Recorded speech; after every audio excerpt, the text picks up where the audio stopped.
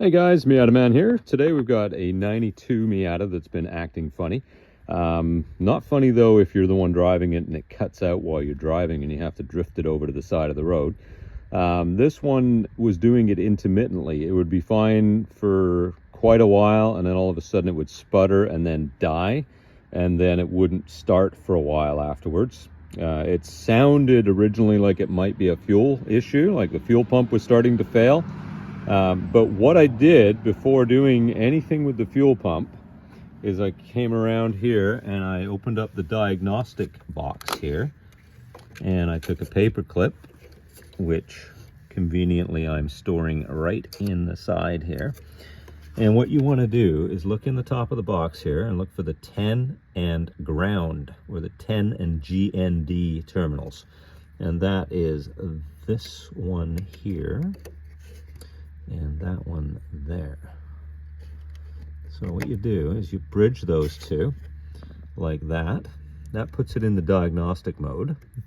And then you can go inside the car and you can turn the key to the on position so that all the lights in the dash come on. There we are. So I'll do that right now. And you'll see the engine light at the bottom of the screen come on. There we are. So it's come on there and it should go out.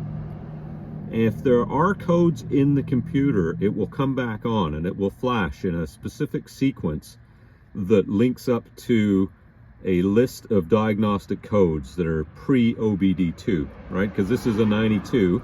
They didn't have OBD2 where you can just plug a scan tool in that you can buy quite easily, right? So these ones you have to bridge those two terminals, and then your OBD code comes off of the flashing of the engine light if you have one.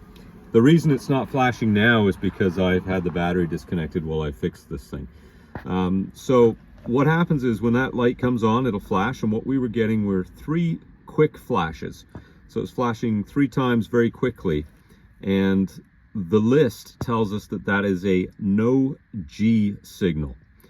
So no G signal usually points towards the crank angle sensor being an issue. In this case, it was starting to fail and it was acting up intermittently. So no G signal is what sent us in that direction and seems to be what the problem was on this one. So I'll quickly run you through what we did, and hopefully that will help you guys out if you ever have some weird issues like this. So the crank angle sensor looks like this. This is the old one. I gave it a good cleanup because it was absolutely soaked in oil.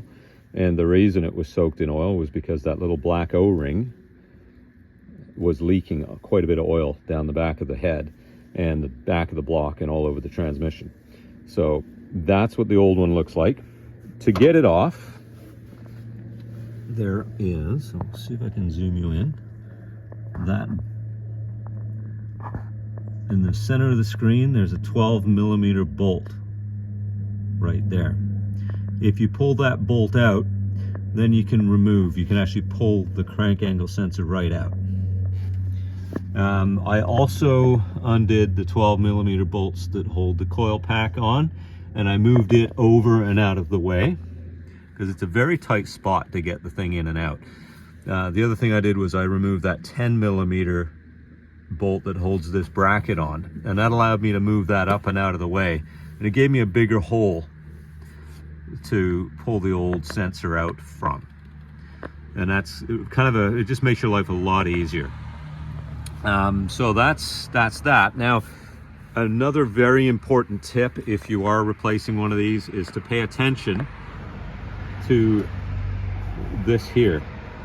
Now, these little ears on this are different, and it only goes into the back of the camshaft one way.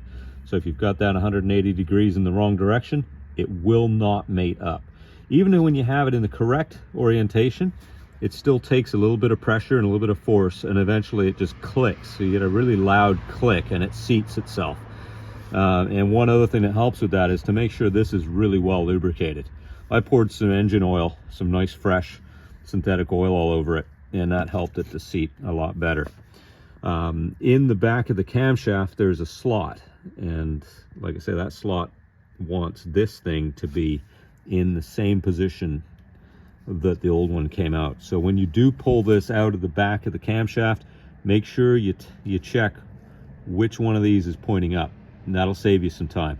The other thing you can do is put a light in the back there while this thing's out and have a look, and you can see the slot at the end of the camshaft, and that way you got a better idea to line it up without having to pull the valve cover off, because that'll also save you a lot of time if you don't have to do that.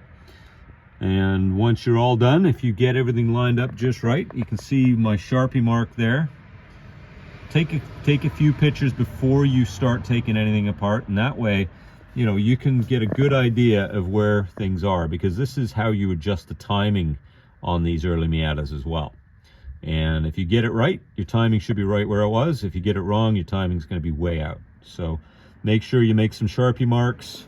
I think you can still see that little arrow there in the center of the screen, and there's a little black line.